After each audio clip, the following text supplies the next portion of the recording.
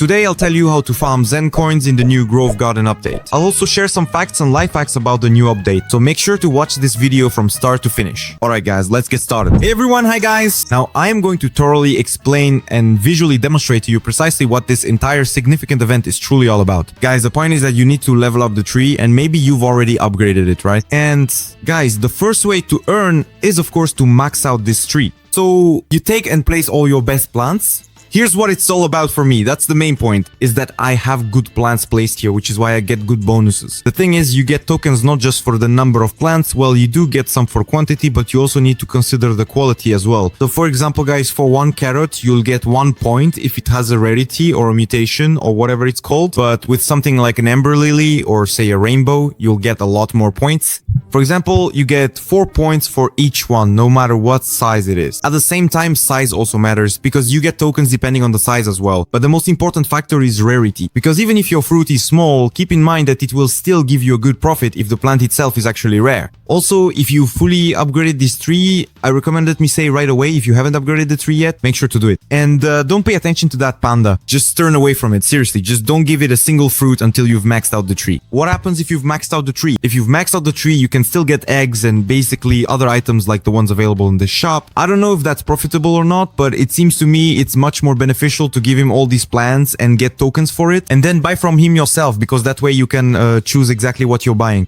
You can buy seed packs, you can buy all the eggs, refresh the stock, and so on. By the way, about the stock. Stock here in this shop is completely individual for everyone. It doesn't matter if it refreshes, by the way, it just refreshed right now, so the stock literally just updated. I don't get it, it doesn't seem to refresh on a schedule. Well, whatever, it's not that important. I just refreshed the stock, but everyone will have their own unique stock.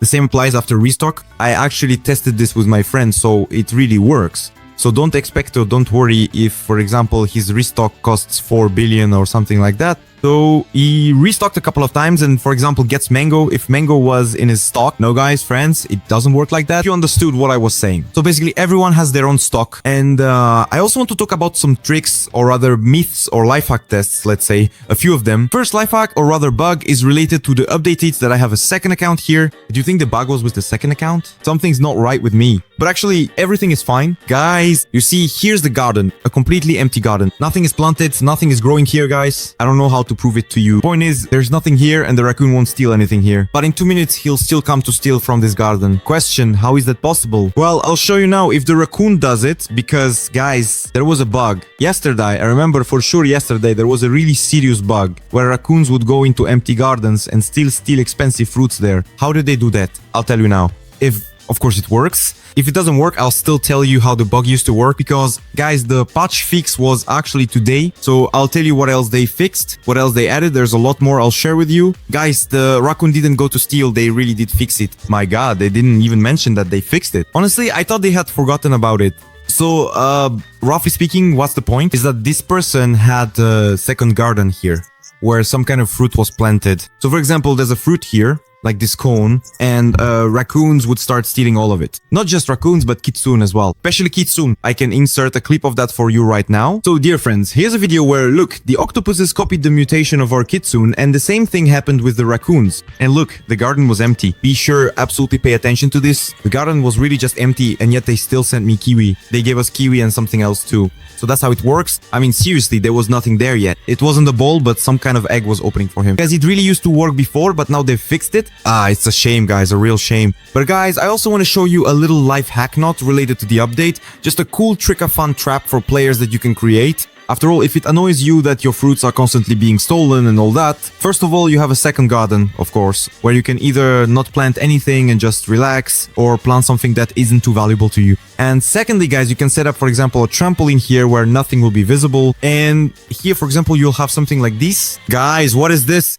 You come in here and, guys, you're underground. By the way, first of all, you can see everything that's happening outside the map. And secondly, you get a full view opening up here. And secondly, when I press the spacebar, you just fly out of here and they tell you, get out of my garden. How to do this, I'll show you right now. First of all, of course, we'll need, well, this thing here that lets you jump. So it's some kind of jump boost or whatever else it's called. So we just take it and place it anywhere. Let's, for example, put it here. And what do we do next? We take any bench Let's use an iron bench as an example. It really doesn't matter. And in the direction of whichever side we want to fly off. If we want, for example, to fly over here so that we land here, then let's place the bench right here. At the same time, don't put it in the middle. You need to place it right here. And now we press the first slider, and here we can change the angle, and we adjust the angle to about that value, or maybe a bit less. Let's first test it like this, and then we'll see. And guys, we didn't wait. The first try was a flop. The second try was also a flop. The third try was at least not bad. Butte, actually, I did really badly, guys. Apparently, I need to go here, then here, and somehow let me try to remember now. I think I did it, guys. We're doing it, and yes, guys, that's it. And we're jumping out of here, but somehow. Anyway, guys, I did it, but there's probably another way to debuff this, and it'll work fine. Oh, no, look. So basically, we get pushed in this direction no matter what, and honestly, this is a really good trap if you just want to, guys, do what? Exactly. Just get rid of players from your garden if they're annoying you. Another cool thing about decorations is that if a player enters, say, your building like here, I just built a small structure. You can just stand here, for example, call someone over and say, hey, dude, you're locked in jail now. And that's it. And there's nothing he can do. The most he can do is press the seed garden sell button, but there are some special types who can even just leave the server entirely. So you could say this is a kind of bait room to make someone leave the server, because maybe they won't even think to press those buttons, though I think that's unlikely. As for the new Zen event, guys, there are two ways to earn points here. Here, as I mentioned, you can earn points in two ways. Specifically, you can give it fruits, but that's a very, very long and tedious process, guys. Secondly, you can earn points with this unicorn, or is it a panda, or what is it? Well, probably a panda, right? If we're talking about a guaranteed method, I'd go with this character. I would give it all the fruits with this tranquil mutation, because you're guaranteed to get at least one egg and at least a few of these Zens. Let's test this out right now. For example, I have 4 Zen eggs.